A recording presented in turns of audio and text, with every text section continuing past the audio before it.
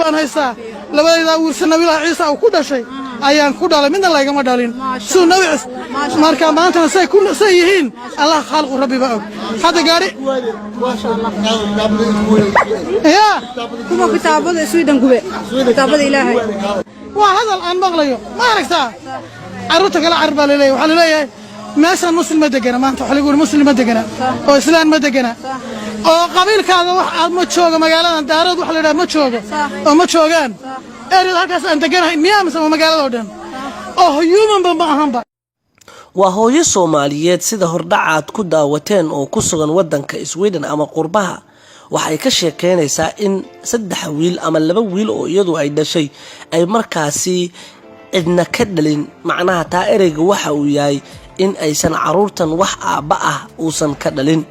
arintan ayaa waxay noqonaysaa dhinaca kale mid cajiib ah maadaama ay hooyadu sheegtay in nabi ciise sida uu u dhashay oo kale markaasi ay ilmahani u dhashay nabi ciise calayhi salaatu wasalaam markii maryama ay dhalaysay ama uur ahaan ay u qaadaysay sida quraanka lagu sheegay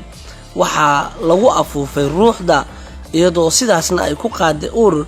dadkii inta badan deegaanka markaasi maryama ay ku sugneedna looga shakiyay in siyaabo kale ay wax u farsameysatay laakiin nabi ciise calayhi salaatu wasalaam ay sidaasi ku dhashay iyadoo xuquuq badan la kulmaysa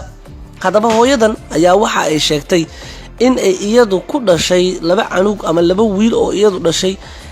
sidii nabi ciise oo kale oo wax bila aaba amal ah markaasi ay ku dhashay arintaasi dad badan ayaa la yaabay iyadoo dhinaca kale su'aal la weydiiyay in kutuba ay gubeen iyo wax aynkaas taasina ay sheegtay in suuqyada iyo wax aynkaas ay ku maqleen iyadoo ay jiraan rag kutuba quraan gubayay marka loo eego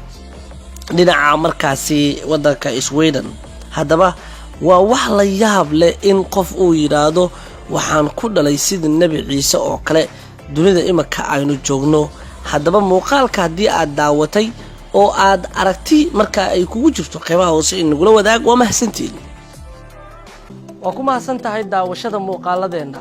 sidoo kale daawada subscribe saaro channelkeena Horseed Funny Media waxa ku soo gaari doona mustaqbalka muuqaalo aad ugu bogto waad ku mahadsantahay